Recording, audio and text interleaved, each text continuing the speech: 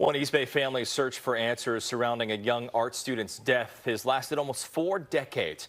Tomorrow marks 39 years since the young man was found hanging from a tree in Concord, and it was ruled a suicide. But relatives say it was homicide, and they want the case reopened. New at 10, KTVU's Amber Lee joins us live from Concord after speaking with his family. Amber?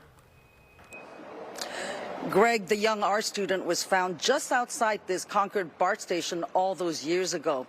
Now, the cousin who's spearheading the effort to reopen this case tells me he was only 11 years old at the time. But a few years ago, when he learned that there's still community interest in this case, he wanted to look further into what happened.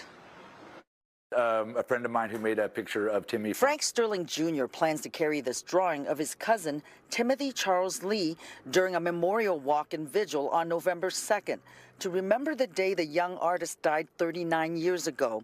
He was found hanging from a tree near the Concord Bart station. His death was ruled a suicide in 1985, a finding his family has long disputed. It's very suspicious, and that they destroyed evidence within 24 hours. The community rose up and got an FBI investigation, but they too just kind of rubber stamped the police investigation. Family members tell me there's evidence that points to homicide. Lee was a gay man who's black and Native American. Authorities said they found a suicide note at the scene, but the names of his siblings he addressed were misspelled. There were questions about whether the handwriting was Lee's.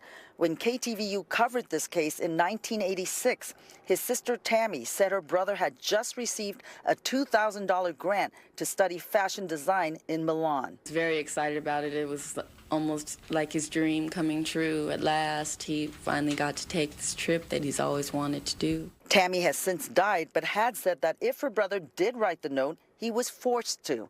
And these two people told KTVU back then that they heard screams coming from the area where Lee was found hanging. He had taken Bart from San Francisco to go home to Berkeley, but fell asleep and ended up at the Concord Bart station. His family says he called a roommate to get a ride home, but the roommate wasn't able to help. Lee was found dead hours later. On that same night in Concord, 2 men who described themselves as Ku Klux Klan members stabbed 2 black men. I don't think this was a suicide.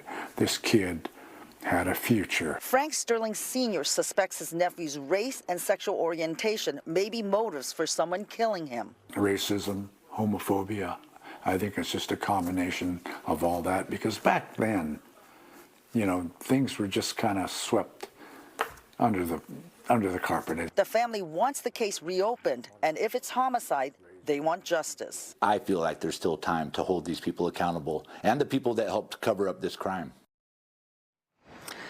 Sterling hopes to gather 500 signatures for a petition asking the state attorney general to reopen this case. He also plans to speak with the Contra Costa County District Attorney's Office.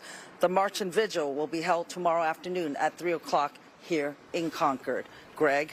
Yeah, family relentless for answers. Amber Lee, thank you.